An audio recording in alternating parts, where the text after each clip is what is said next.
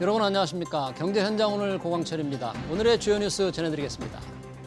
가상화폐 대장주 비트코인이 12만 달러 선을 회복하며 역대 최고가에 근접하고 있습니다. 미 하버드대가 비트코인 현물 상장지수 펀드 ETF를 대거 보유했다는 소식이 호재로 작용했습니다. 국내 거래소에선 원화 약세로 한때 1억 6,700만 원을 돌파하는 등 먼저 사상 최고가를 기록했습니다. 국내 에틸렌 생산 능력 3위인 여천 NCC가 부도 위기를 넘겼지만 공동 대주주인 한화와 DL 간의 갈등이 격화하고 있습니다. 한화는 DL이 즉각적인 자금 지원을 거부하면서 여천 NCC를 벼랑 끝으로 몰고 갔다고 비난했습니다. 반면 DL은 한화가 여천 NCC가 손해볼 수밖에 없는 가격만을 고수하고 있다고 주장하고 있습니다. 트럼프 미 대통령이 중국과의 관세 휴전을 90일 더 연장하기로 최종 결정했습니다. 또 관세 부과 전망으로 혼선을 빚었던 금에 대해서는 관세를 부과하지 않겠다고 밝혔습니다. 트럼프 대통령의 금 무관세 발언으로 금값은 상승분을 반납했습니다. 한국개발연구원 KDI가 올해 성장률 전망치를 당초 0.8%에서 그대로 유지하기로 했습니다. 소비 여건이 개선되고 있지만 건설업 부진이 워낙에 심각해서 상반기 했던 전망치를 올리지 못한다는 겁니다. 우리 경제가 언제쯤 0%대 저성장에서 벗어날 수 있을지 이어지는 집중진단에서 살펴보겠습니다. 경제현장 오늘은 SBS BJ 앱과 유튜브에서도 실시간 시청 가능합니다. SBS BJ 앱을 다운받아 시청하면 더 많은 정보와 뉴스를 볼 수 있습니다.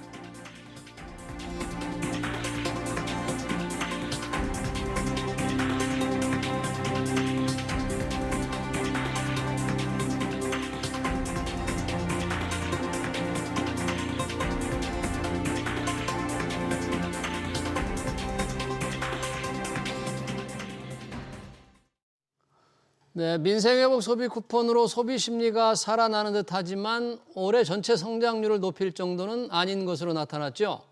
한국개발연구원 KDI는 건설 투자 부진이 심각하고 수출도 작년에 비하면 절벽 수준으로 둔화하면서 올해 0%대 성장에서 벗어나지 못할 것으로 분석했습니다.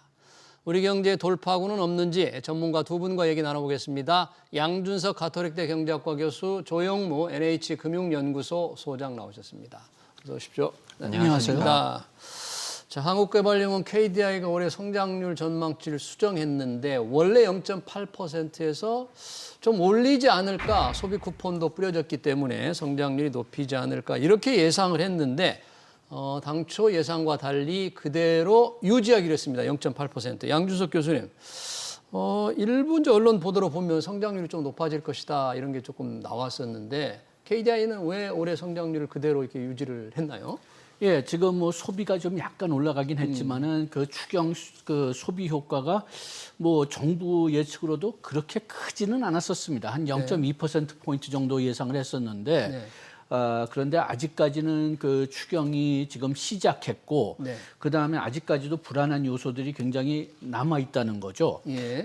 그래가지고 그 국내 경제 특히 건설 산업이 굉장히 좀 둔화돼 있고, 이게 지금 해결될 수 있는 실마리가 안 보인다가 이제 KDI가 지적한 가장 큰 이유지만은 예. 그렇지만 또 아직까지도 뭐 관세 불확실성이 좀 풀리기는 했지만은 네. 아직도 좀 꽤 많이 남아 있고 특히 뭐 반도체 같은 경우 지금 그 뭐 우리나라는 회피할 가능성이 클 것 같지만은 아직까지도 뭐 미국에서 확답이 안 나왔으니까요. 그 반도체 100% 관세를 매길 거냐.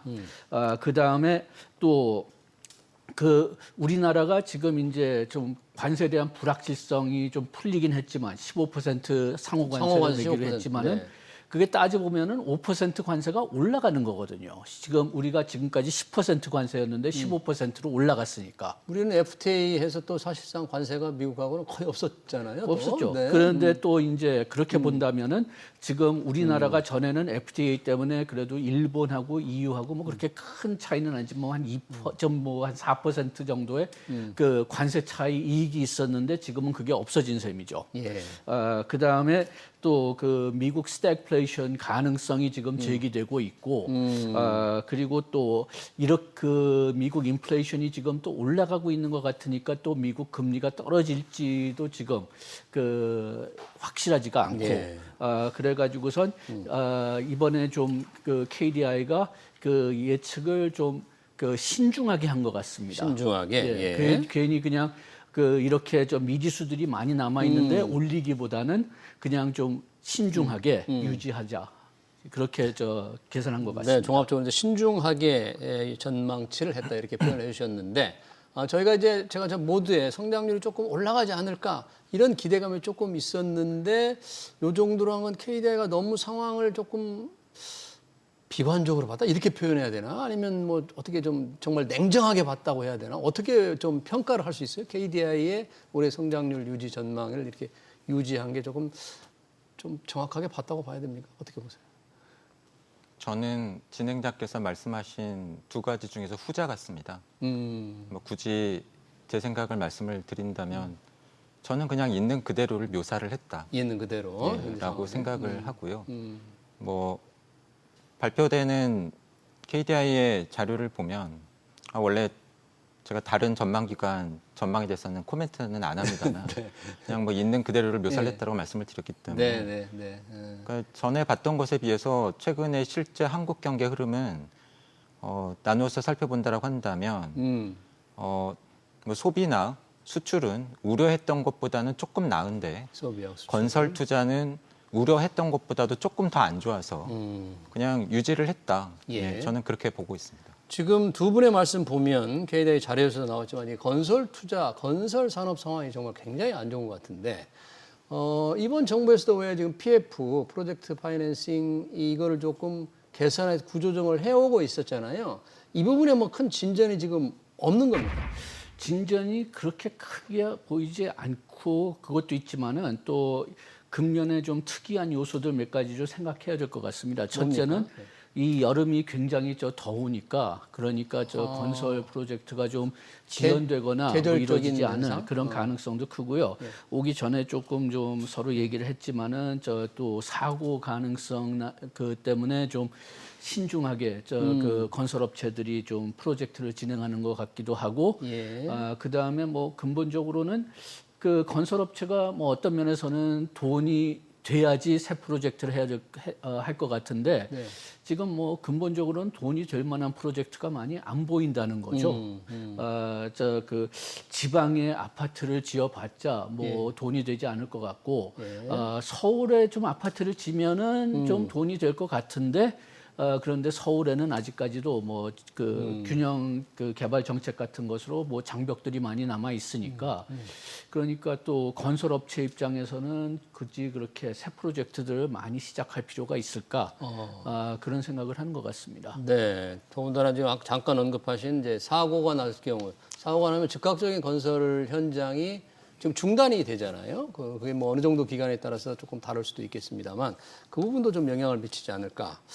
자, 이 내수는 조금 살아나는데 수출은 지금 최근에는 수출이 좀 좋다 이런 통계가 좀 나오고 있잖아요. 반도체 뭐 이런 게. 그런데 이게 이제 지금 이제 관세가 확정이 됐기 때문에 그 이후 지금 이후부터는 뭔가 관세의 악영향, 수출에 대한 마이너스 영향이 좀 심각하게 나올 것 같습니까, 우리한테?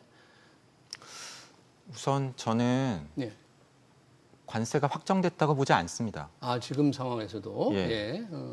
그 얼마 전에도 일본도 혼선이 있지 않았습니까? 그렇죠. 본인들은 관세율 자체가 15%인 줄 알았는데 뭐 미국 얘기를 들어보니 이게 15% 포인트 올라가는 건가? 올라가는 거로 돼가지고. 그러니까 이게 사실은 예전에 저희가 경험했던 이런 무역 협정처럼 전문가들에 의해서 충분한 시간을 가지고 수백 페이지에 달하는 문서화 과정을 거쳐서 공식적으로 발표된 게 아니라 일종의 담판 형식으로 뭐 전반적인 관세율은 몇 %를 하는데 그 대가로 미국의 투자는 뭐 어느 정도 규모로 한다 이런 식으로 나온 것이기 때문에 그렇죠. 저는 사실은 앞으로 더 지켜봐야 된다고 봅니다. 관세 불확실성이 여전하다. 그리고 우리 경제가 받는 관세의 영향이 우리나라의 관세율에 의해서만 결정되겠습니까? 저는 아닐 것 같은데요.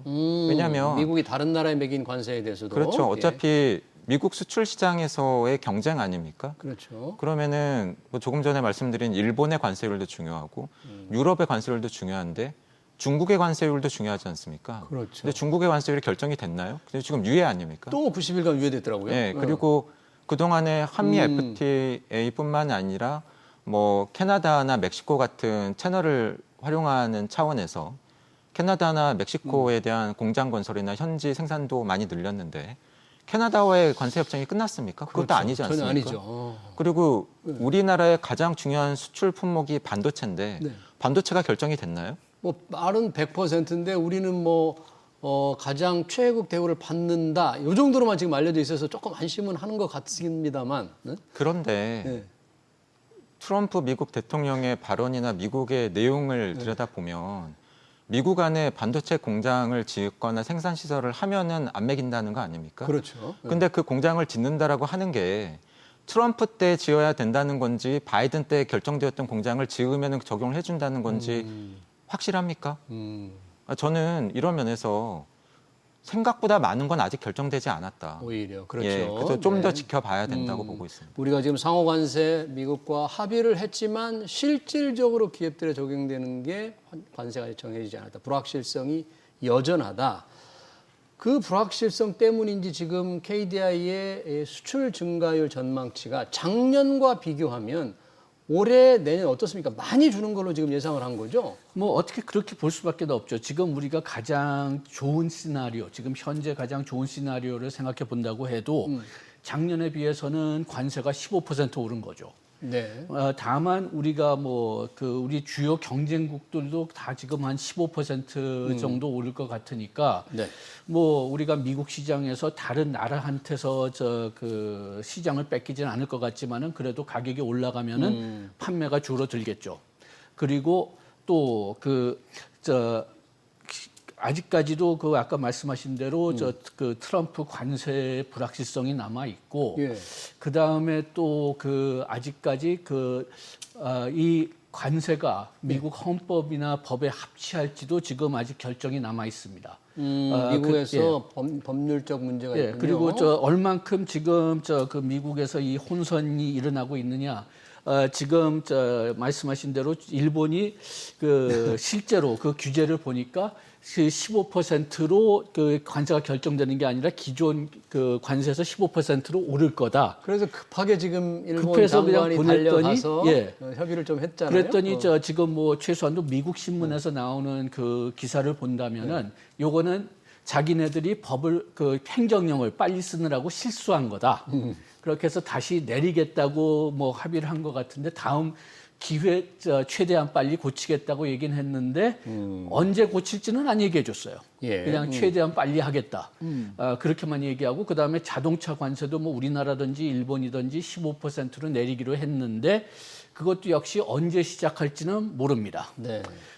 그리고 또 다시 일본 사례를 좀 돌이켜 본다면은 또 일본이 자꾸만 투자 1,500억 달러의 투자의 해석이 다르니까 트럼프 대통령이 거기에 대해서 너희들 진짜 이렇게 계속하면은 관세를 다시 올리겠다고 위협을 좀 예. 한 지난주에 줬죠. 이번 예. 주에는 좀 조용하던데. 그래가지고선 지금 상당히 많은 미지수가 남아 있는 건 사실입니다. 어느 그러네요. 정도 불확실성이 좀 풀리기는 했다고 볼 수도 있지만은 예.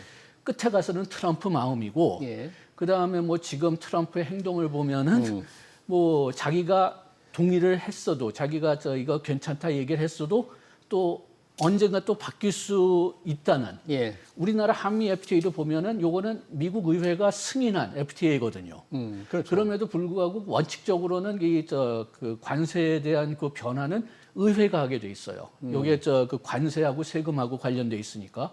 그런데 지금 트럼프 대통령이 그냥 일방적으로 바꾸고 있기 때문에 지금 이 트럼프 대통령이 요걸 할 권리가 있느냐 그게 지금 미국 재판소에서 지금 재판 중이거든요. 네. 만약 거기서 트럼프가 진다면은 이 관세가 다 무효가 될 수가 있습니다. 네. 그래가지고선 아직까지도 그런 면에서는 상당히 많은 미지수들이 남아 있지만은 뭐 그렇지만은 일단 우리가 뭐 나온 자료 가지고 예측을 해야죠. 뭐. 예.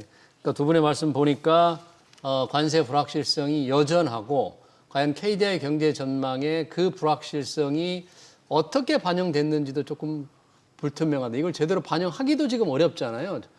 소장님 말씀대로라면 관세가 이렇게 바뀔 텐데 이걸 성장률에 제대로 전반치에 반영하기가 어려우니까 이런 때는 보통 어떻게들 합니까? 경제연구소 같은 데서는 이런 거를. 뭐 다른 곳이 어떻게 하시는지 제가 말씀드리기는 좀 그렇고요. 근데 저 같은 경우에는 이렇게 잘 모르는 때에는 예.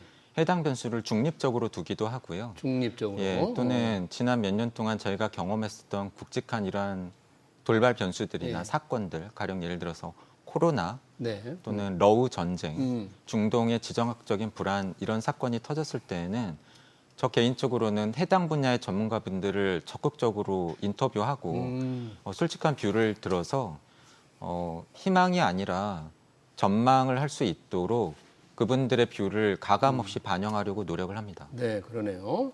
뭐 KDI가 어떻게든지 좀 불확실합니다만 지금 관세 정책의 불확실성에 따라서 수출도 과연 어느 정도 영향을 받을지 그 수출 증가율도 굉장히 유동적이다. 그렇기 때문에 지금 성장률 전망치도 과연 어떻게 확정이 될지를 좀 지켜봐야 되겠는데 그에 비해서 내수는 조금 민생의 소비 쿠폰이 지금 뿌려지기 시작했잖아요. 소비 쿠폰만 한 13조 원이 되니까 이 부분은 그래도 조금 성장률 회복에는 좀 도움이 그나마 좀 될 것 같습니다. 이 그래서 저 뭐 KDI 이번에 저 그 수정된 수치를 보면은 소비가 한 0.1%포인트 오른 것 같습니다. 네.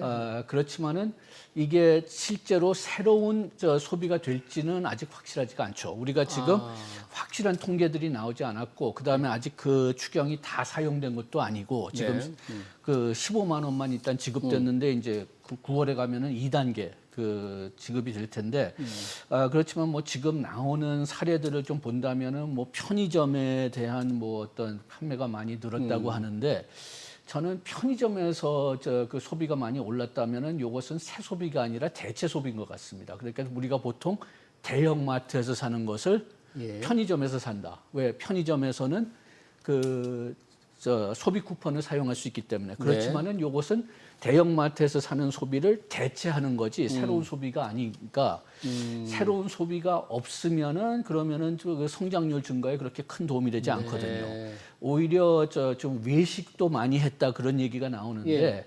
오히려 외식은 좀 도움이 될 것 같은데 문제가 뭐냐 계속 이 돈이 떨어져도 외식 증가가 일어날 거냐 그거는 좀 의심이 갑니다. 그래가지고 아까도 말씀드렸지만은 정부도 요것 그 추경 때문에 뭐 GDP 성장률이 그렇게 크게 오를 거라고 생각하지는 않았어요. 한 0.2%포인트. 네. 그렇기 때문에 우리가 뭐 조금 좀 성장률이 오를 거는 좀 기대할 수 있었지만은 그렇지만은 너무 과대할 기대를 잡기는 좀 어려웠습니다.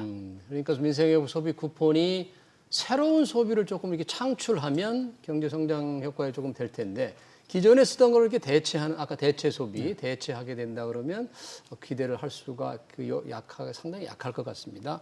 이번 이런 민생의 소비권 보통의 경우에 소비 증대 효과는 신규 소비 증대 효과라고 표현해야 됩니까? 어느 정도 될까요? 이런 거는?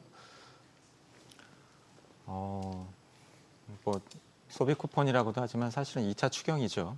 2차 추경의 추경의 효과를 놓고 그 전문가들 사이에서 뭐 의견이 엇갈리긴 했지만 엇갈린다고 하더라도 올해 한국 경제 성장률을 높인 효과가 0.1일 거냐, 0.2%포인트일 거냐 정도였습니다.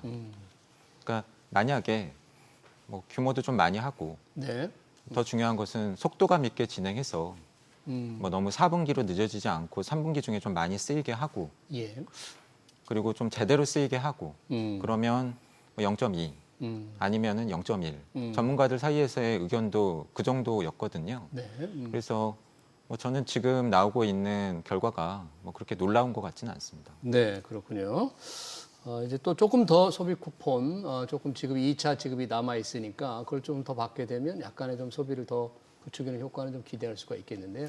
지금 전반적으로 경제 성장률을 과연 KDI가 수정할 것이냐 이렇게 기대를 했다가 유지를 하면서 다른 곳에서는 뭐 주요 투자은행들, 골드만삭스, 뭐 JP모간들은 조금씩 올렸다는데 이쪽에서는 뭐 소비 쿠폰의 효과를 조금 중시한 걸까요? 어떤 부분을 조금 의식을 하고 성장률을 좀 높였을까요? 뭐 그쪽에서는 주로 이제 추경 효과하고 그 다음에 그 국내 정치 혼란도가 좀 떨어졌다. 그러니까 우리가 대통령 선거를 하면서 예.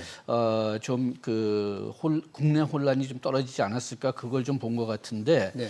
그래도 저 6월 전망하고 7월 전망을 비교해 보면은 상당히 많은 저 투자은행들이 그 예측을 바꾸지 않았습니다. 바꾸지 않았다고요? 예, UBS나 Bank of America, 메릴린치나 뭐 바크리나 노무라 같은 데는 안 바꿨어요. 그래서 저 골드만삭스나 뭐 시티, JP 몰겐은 좀 꽤 많이 올리긴 했지만은 그렇지만은 뭐 그 IB 8곳의 평균 성장률을 평균 차이를 본다면은 6월에 0.9%에서 그 7월에 1.0%로만 증가했습니다. 그렇게 해서 어차피 그 평균을 본다면은 0.1%포인트밖에는 증가하지 않았어요. 네. 그러니까 뭐 상향한 게 큰 의미가 뭐 없겠다 이렇게 좀 볼 수 있겠는데요. 다만 여기서 한 가지 좀 지적할 수 있는 것은 그 투자은행들이 보는 눈이 굉장히 달랐다는 거죠. 아까 얘기했지만 일부 은행들은 그 차이가 없었다. 그런데 뭐 시티은행 같은 경우는 0.6에서 0.9로 늘렸고 네. JP 몰겐은 뭐 0.5에서 0.7을 늘렸으니까 예. 아직까지 우리나라를 보는 눈이 좀 그 다르다. 아직까지 좀 그런 좀 뭐라고 할까요? 미지수들이 남았다. 네. 그렇게 볼 수는 있을 것 같습니다. 네, 우리 성장률 영향에 지금 한국은행의 기준 금리도 굉장히 영향을 미치고 있습니다. 전반적으로 조금 낮춰왔는데 이제 8월 이달 28일에 금토회가 있습니다. 기준금리 과연 어떻게 할지 지금 경제 상황을 감안하면 더 낮춰야 할지 어떻게 해야 할까요? 뭐 사실 어떻게 해야 할지보다도 궁금하신 거는 어떻게 할까 아니십니까? 어떻게 할까요? 근데 뭐 저는 지난해부터 계속 비슷한 말씀을 드려오고 있는 것 같은데요. 금리 인하가 미국이든 한국이든 시작은 됐지만 네. 기대들 하시고 기다리시는 것보다 빨리 인하가 안 되고 많이 안 낮아질 것 같다라고 계속 말씀을 드려왔고요. 네. 그 뷰는 지금도 유지하고 있고요. 이제 지금 시점에서 제 전망을 말씀을 드린다라고 한다면 뭐 한국은행은 4분기쯤에나 한 차례 정도 추가 인하할 걸로 보고 있습니다. 4분기에나 네. 왜 이번에는 안 되고 좀 4분기 정도 선택할 것으로 예상하는 이유는 뭡니까? 일단은 통화 정책을 결정할 때 여러 가지 변수들을 고려를 하시는데 예. 뭐 가령 올해 초에는 환율이 굉장히 중요했고 그리고 뭐 지난해 전반적으로 계속해서 뭐 가계 부채, 부동산 이런 이슈도 언급이 됐습니다만 네. 저는 지금도 여전히 가계부채와 부동산 이슈가 중요한 고려 요소가 되고 있는 것 같습니다. 네. 그리고 뭐 조금 전에 뭐 다른 IB들이지만 네. 뭐 성장률 전망치를 높였다라는 이야기들을 해주셨잖아요. 네. 다른 데들이 기존에 보던 것보다도 올해 한국 경제 성장률 전망치를 높이고 있는데 뭐 한국은행이 기존에 보던 것보다도 많이 낮추지 않는 한은 그러니까 뭐 많이 낮춘다라고 하는 건 그런 거겠죠. 당초에 우리가 봤던 것보다도 올해 한국 경제가 더 안 좋을 것 같아. 그러니까 금리를 낮춰서 통화 완화 정책으로 대응을 해야 될 것 같아. 이러면 말이 되는데 딴 곳들은 뭐 정치적인 이유건 추경 효과건 올리고 있는데 금리를 낮춘다. 그럼 무슨 이유를 들면서 한국은행이 낮출 거냐. 낮춰야 될 이게 거냐. 애매해진다라는 겁니다. 예. 네, 그래서 저는 뭐 가령 예. 뭐 추경을 했는데도 생각보다 성장률이 많이 높아지지 않네. 또는 우려를 했었던 가계부채 증가세 효과가 좀 잡히네. 그리고 주택가격 상승에 대한 우려가 좀 진정이 되네. 이런 것을 확인하는 과정, 시간이 좀 필요하지 않을까 싶고요. 네. 그래서 그런 면에서 3분기보다는 4분기 인하 가능성이 더 높다고 보고 있습니다. 네, 이제 가계부채 문제와 부동산을 생각하면 이번 금통위 기준금리는 조금 빠른 게 아닌가 이런 의견을 주셨네요. 자, 기준금리 하는 통화정책은 그렇고요. 지금 이제 늘 이 재정정책도 관심인데 구윤철 부총리가 그런 얘기를 했더라고요. 무디스하고 이제 연례 협의를 하는데 과감한 재정 지출로 생산성 높은 투자 효과를 창출해서 성장을 뒷받침하겠다. 이재명 정부의 이제 어떤 경제 운용 방향을 얘기한 거잖아요. 재정 지출을 과감하게 하겠다. 지금 뭐 추경한 것도 그런 하나의 일환이겠습니다. 이 부분은 어떻게 보세요? 글쎄요, 뭐 생산성 높은 투자를 하겠다. 그 말은 좋은데 그러면은 생산성 높은 투자가 뭐냐? 예. 그거를 알아야지 제대로 평가를 할 수 있을 것 같고요. 요게 진짜 좀 생산성이 높은 투자냐 아니면은 그냥 포퓰리즘 지지를 얻기 위한 투자냐 요거는 진짜 좀 잘 평가를 해야 될 것 같습니다. 인공지능 이런 분야에 과감하게 투자하겠다 그런 건 아닐까요? 글쎄요. 뭐 그런데 인공지능 자체도 지금 요게 생산성이 그렇게 높을까? 요것도 조금 좀 의심되는 면이 좀 있고요. 예. 그다음에 우리가 진짜 그냥 이 AI 분야에 투자를 하려면은 우리가 데이터 센터 같은 것을 많이 짓고 그리고 그 AI를 사용하는 새로운 상품, AI가 노동을 대체할 수 있는 그런 어떤 절차나 상품 같은 것을 이제 활성화시켜야 되는데 그런데 그러려면은 어떤 면에서 예산보다 더 중요한 게 우리나라 법하고 규제 개정입니다. 우리가 아무리 AI 센터를 지으려고 돈을 많이 지원해 준다고 해도 전선을 깔 수가 없거나 아니면은 시설을 지을 수가 없다면은 뭐 돈을 쓰지 못하거나 아니면 돈이 낭비가 되는 거죠. 그래가지고선 처음 시작할 것은 예산을 늘리기보다는 정확히 우리나라에서 생산성을 높이려면은 어떤 투자를 해야 되느냐 그게 먼저 이루어져야 될 거고 그렇다면 제 생각으로는 법이나 규제 개혁서부터 먼저 이루어져야 된다고 생각을 합니다. 네. 지금 산업으로 조금 좁혀가 보면 KDI도 걱정을 한 게 건설업 부진인데 건설 못지않게 지금 논란이 되고 있는 게 또 석유화학 산업입니다. 어제 여천 NCC 부도위기를 가까스로 넘겼습니다만 이런 뭐 전통 산업이라고 해야 됩니까? 석유화학 이런 건설 이거는 지금 정부 지원이 필요합니까? 어떻게 구조조정을 어떤 방향으로 잡아야 됩니까? 이 부분은. 우선은 뭐 제가 그 부분에 대해서 이렇게 명쾌한 답을 드릴 만큼 업종을 잘 아는 업종 전문가가 아닙니다. 네.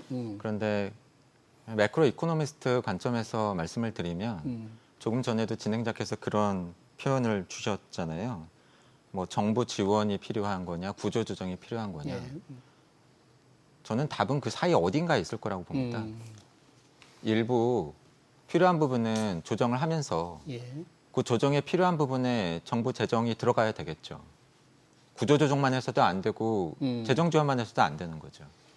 그러면은 그 가운데 지점에 어느 부분이 돼야 될 것인가를 찾아야 되는데 저는 과거 우리나라뿐만 아니라 미국의 경험이라던가 우리나라가 경험했던 과거 유사한 선례들을 볼 때 가장 중요한 것은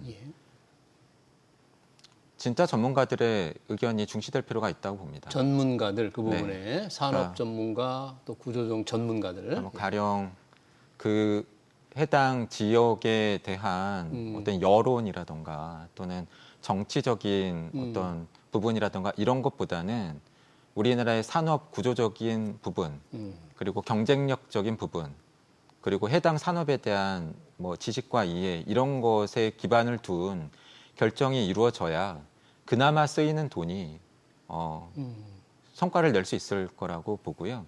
그런 면에서는 뭐 투입 규모도 중요하고 어느 기업이 대상이 되는가도 중요하겠지만 그 결정 메커니즘이 훨씬 더 중요할 거라고 봅니다. 네, 이 산업과 이 분야에 좀 정통한 전문가들의 좀 뭔가 지혜를 좀 모아야 될 것 같습니다. 그런 부분이 뭐 예산이 투입될 때 정치적으로 결정되면 안 되겠다 이런 말씀까지 해주셨는데 이 KDI 경제 전망 올해 0.8%를 유지한 문제와 향후 전망까지 관련 토론을 여기서 마치도록 하겠습니다. 지금까지 양준석 가톨릭대 경제학과 교수 조영무 NH금융연구소 소장이었습니다. 고맙습니다. 감사합니다. 고맙습니다.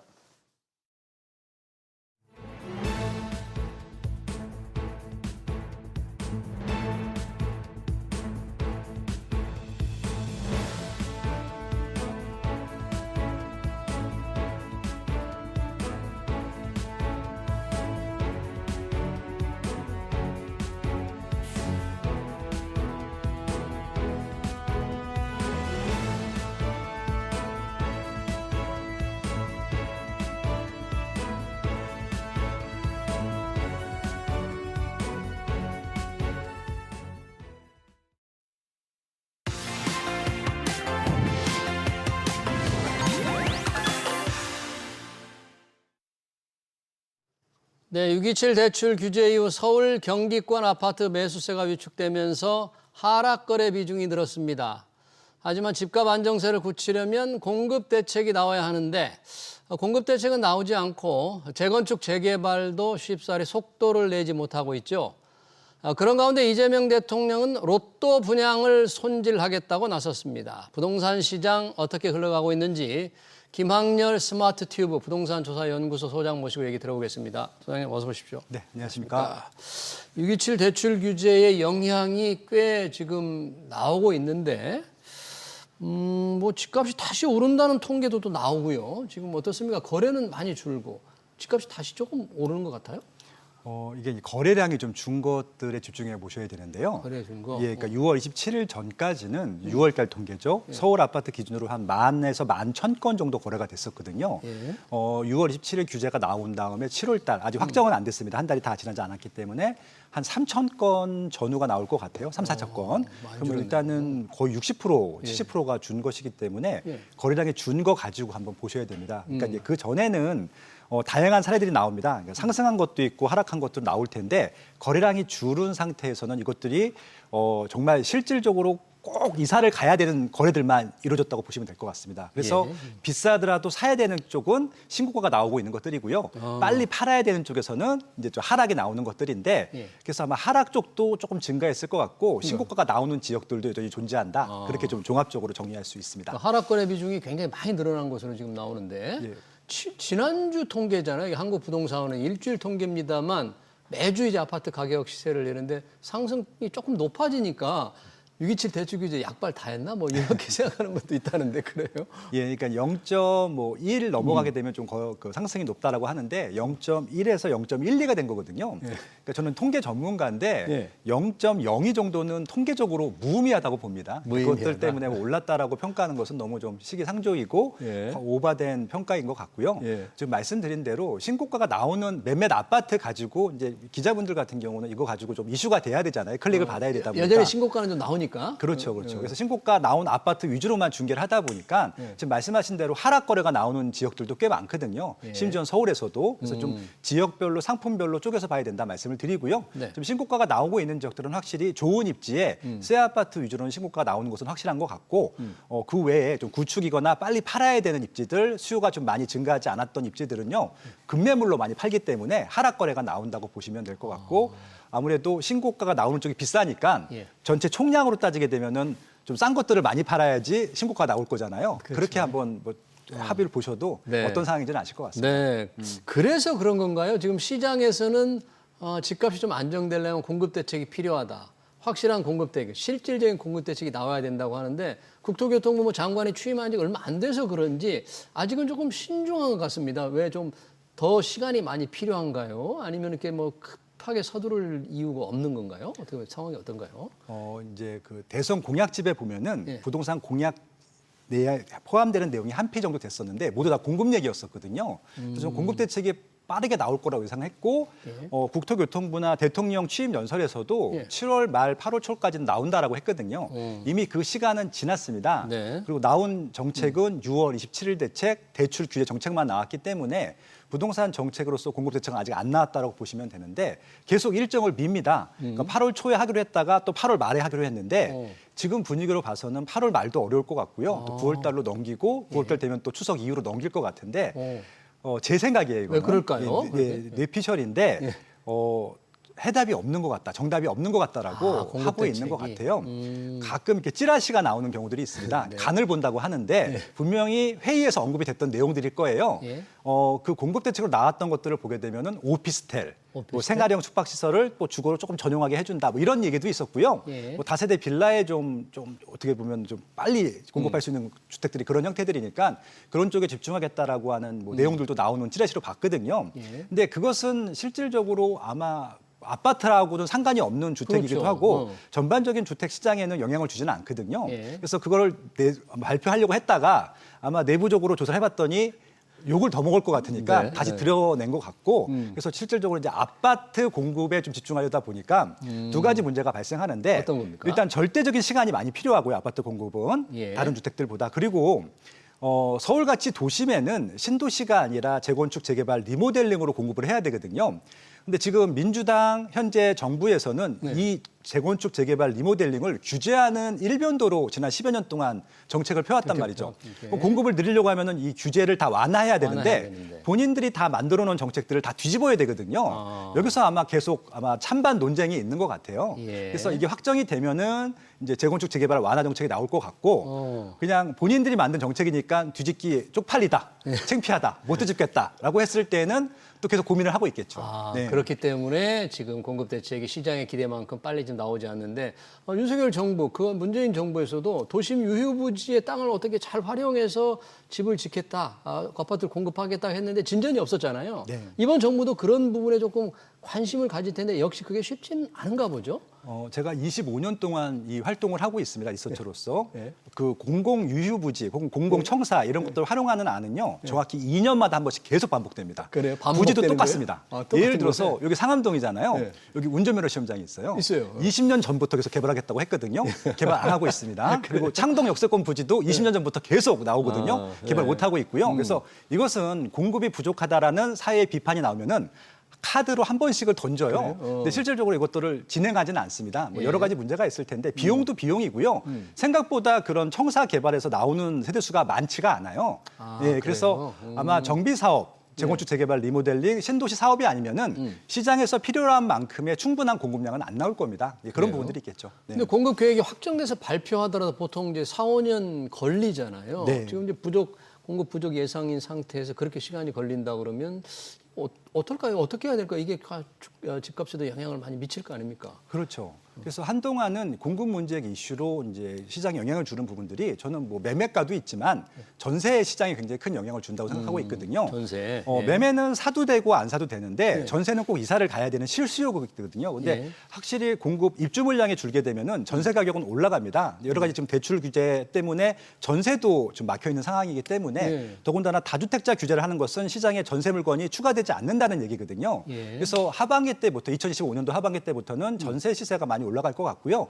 전세 물량이 많지 않거든요. 그러다 보니까 월세 시세까지 지금 최근에 많이 올라가고 있습니다. 그리고 전세에서 다 좀 월세 전환 비율이 굉장히 월세가 많이 늘어난다면서요. 그렇죠. 근데 월세도 물량이 많지 않기 때문에 월세 가격이 더 많이 큰 폭으로 올라가고 있습니다. 그래서 최근에 서울 같은 경우 500만 원, 1000만 원 월세가 2배 늘었다. 이런 기사 보셨을 텐데 아마 월세의 그 상승률은 매매나 전세보다 더 높을 것으로 예상이 됩니다. 그래요. 일반인들의 경우에 이게 월세를 많이 내면 아마 전세는 자기 돈이 있는 거니까 괜찮은데 월세를 많이 내면 정말 재산을 늘리는데도 힘들고 굉장히 생활 여건이 어려워지잖아요. 그렇죠. 소비도 확 여력이 줄을 수가 있기 때문에 더 주거 여건은 개선이 안 된다고 봐야 되는 거 아닙니까? 네, 전반적인 경제 여건도 저는 안 좋아진다고 생각하고 있고요. 내 집 마련을 한 부분들부터 본격적인 경제 생활이 시작된다고 하는데 내 집 마련이 되지 않은 상태에서는 다른 측면의 비용들도 좀 억제가 되는 경향들이 있거든요. 그래서 좀 월세 위주로 가는 정책들은 좀 지양해야 될 것 같고 무주택자들은 내 집 마련을 빨리 시켜주는 정책들이 필요할 것 같습니다. 그렇게 하기 위해서는 공급이 많아야 되는데 서울 도심은 재건축, 재개발, 리모델링을 조금 더 많이 용적률을 줘서 좀 세도수를 늘리는 방안들이 좀 필요할 것 같고요. 인천, 경기에서 서울까지 출퇴근할 수 있는 입지에는 좀 신도시 공급을 빨리 하고 광역 교통망으로 연결해주는 그래야 좀 서울 수요가 분산이 될 테니까 그런 정책들이 같이 병행되어야지 효과가 나올 것 같습니다. 네, 그러네요. 지금 신도시 언급을 해주셨으니까 신도시 한 군데, 3기 신도시 한 군데 얘기 좀 들어보죠. 남양주 왕숙 거기서 첫 본청약이 이루어졌다는데 본청약 경쟁률 한 20대 1 정도 됐다 그래요. 이게 사전 청약 당첨자 중에서는 많은 분들이 본청약을 포기했다는데 이 정도 본청약 20대 1이면 꽤 높은 것 아니에요? 19.8대 1이었었고요, 정확히. 19.8대 1이요? 예, 보통 두 자릿수 경쟁률이 나오면 높은 편입니다. 그래서 이제 속된 말로 완판이라고 하는데 이 정도면 완판 기준이 맞고요. 근데 좀 지적하신 대로 사전 청약자들은 40%나 포기했단 말이죠. 그래서 지금 그 사건에 대해서 이 사태에 대해서 두 가지 의견이 나뉘는데요. 결국은 입지가 떨어진다, 낡았다라는 것들 때문에 인기가 없다라고 주장하시는 분들이 있는데 이것은 좀 잘못된 분석인 것 같고요. 본 청약이 19.8대 1이 나왔기 때문에 경쟁률은 높았다라고 보시면 될 것 같습니다. 일단은 입지는 아직 그렇다 할 시설들은 없습니다. 초기 단계이기 때문에 기반시설이 들어오기 위해서는 몇 년이 더 필요하고 추가적으로 또 아파트도 분양을 해야 되니까요. 근데 분양가가 무엇보다 쌉니다. 분양가가 그래서 이제 5구 같은 경우는 막 4억대고요. 8사가 나온다 하더라도 뭐 5억대, 6억대를 넘어가지는 않을 것 같아요. 예. 이 정도라고 하면은 일반 뭐 재건축 재개발 부지에서 공사비도 안 되는 수준이거든요. 그러니까 이거는 가격만 놓고 보면 무조건 청약을 받는 게 맞는 선택입니다. 예. 다만 이제 그 입지가 좋으냐 싫으냐의 문제일 텐데 그래서 일반 분양이 잘 된 것은 예.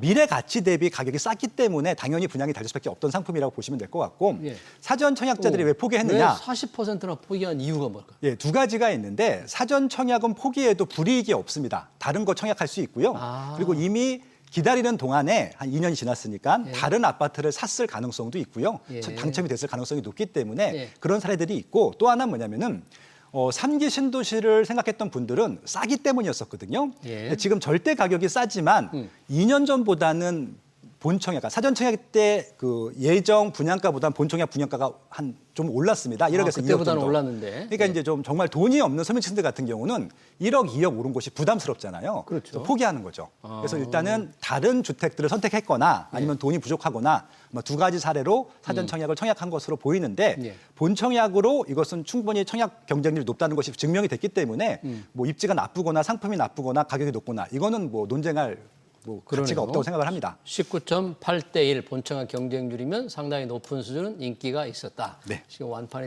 됐다. 이렇게 이제 평가를 해도 되겠다고 결정을 해주셨네요.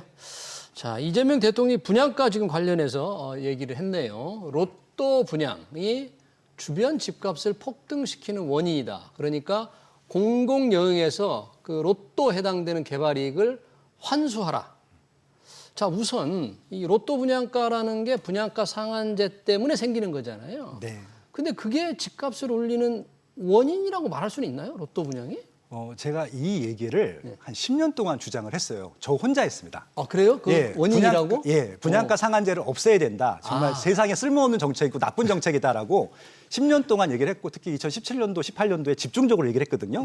저한테 돌아온 화살이 뭐냐면은 저놈 때문에 부동산 가격이 올랐다. 부동산 투기 세력의 수괴다. 그런 제가 평가를 받았어요. 분양가 상한제 없애라고 왜 주장하니까. 가격을 올리려고 자꾸 띄우느냐라고 역경을 나갔거든요. 근데 이재명 대통령님이 이 말씀을 해주셔갖고 저 얼마나 기쁜지 모르겠습니다. 일단은 이재명 대통령 만세라고 부르고 싶을 정도고요. 아니 근데 잠깐만요. 이재명 대통령이 분양가 상한제를 없애란 얘기는 아니잖아요. 네네. 없애란 얘기는 아니니까. 현실화하라는 얘기죠. 네. 현실화. 근데 그게 없애는 거랑 다름이 없고요. 이게 왜 그러냐면은 시세가 왜 올라가는지 메커니즘을 말씀드리면은 주변 시세가 10억이에요. 예. 근데 분양가 상한제로 보통 60% 70% 수준을 분양을 하거든요. 그러면은 이제 6억 7억 원에 분양을 하는 거잖아요. 네. 그러면은 이제 분양을 하고 보통 2년이나 3년 있다 입주를 합니다. 그러면 시세가 또 더 올라와 있을 거잖아요. 그렇죠. 그때 분양했던 가격이 어느 정도 수준이 되냐면은 전세가가 돼요. 아, 그 정도밖에 안 된다. 그러면은 무피 투자가 가능한 거거든요. 내 돈 10원도 없이 입주하자마자 전세로 세팅할 수 있는 것이죠. 그러니까 너무 싸게 분양을 한 것이죠.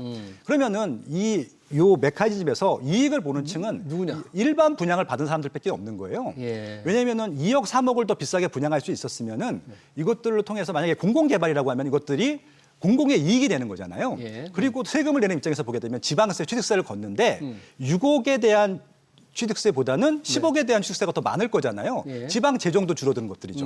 결국은 일반 분양을 받는 사람들 제외하고는 다 불행한 선택이 되는 겁니다. 그러네요. 예, 그래서 그냥 정상가로 분양을 해도 분양이 되거든요. 새 아파트이기 때문에. 예. 그래서 저는 분양가 상한제는 없는 제도가 맞을 것 같고요. 없애서 그러면 예. 분양가를 주변 시세와 뭐 좀 비슷하게 정하면 되겠다. 그런 얘기잖아요. 상한제 하지 그렇죠, 말고. 그렇죠. 예, 왜냐하면 새 아파트이기 때문에 그렇게 해도 분양은 되거든요. 예. 만약에 분양이 안 되잖아요. 미분양이 날 수 있죠. 그럼 그건 비싼 가격입니다. 그러면 그때부터 가격이 인하가 되거든요.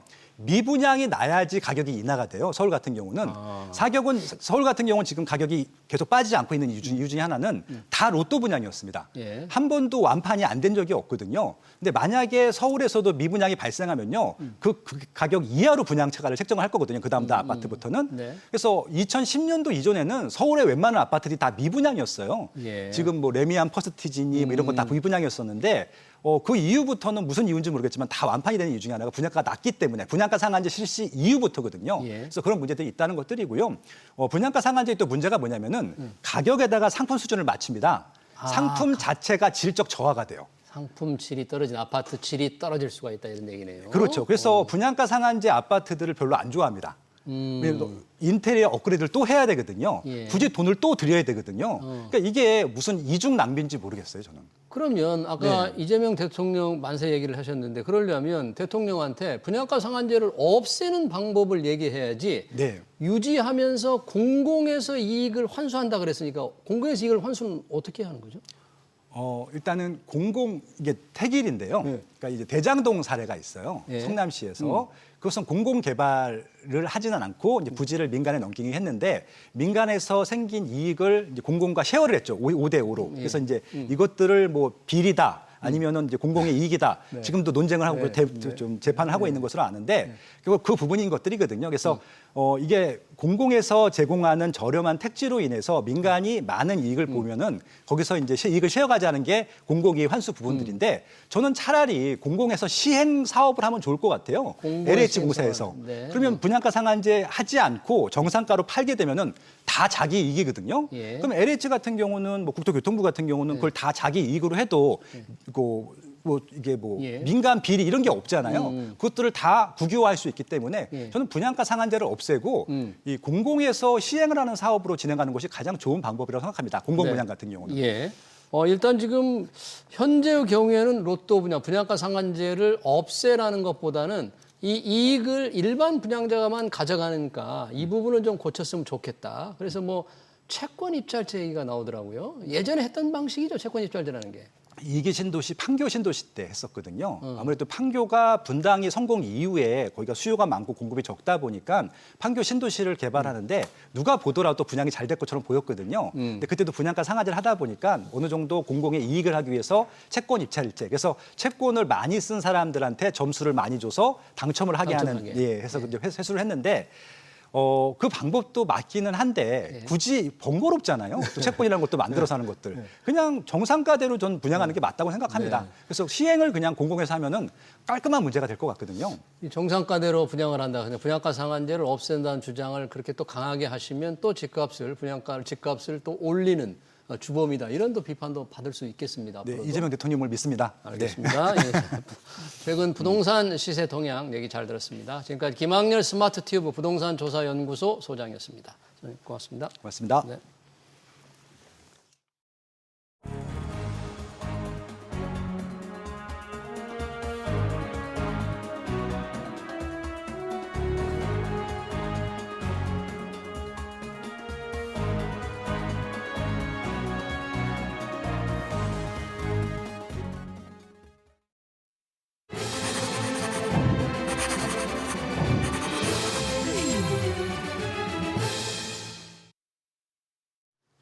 한국개발연구원 KDI가 올해 우리 경제 성장률을 0.8%로 유지했습니다.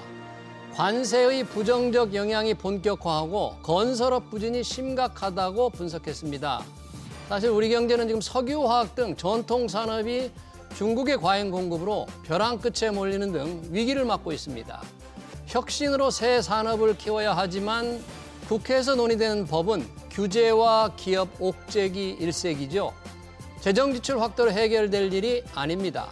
과감한 구조조정과 기업 살리기를 서둘러야 합니다. SBS BG 경제 현장을 여기서 마치겠습니다. 시청해주신 여러분 고맙습니다.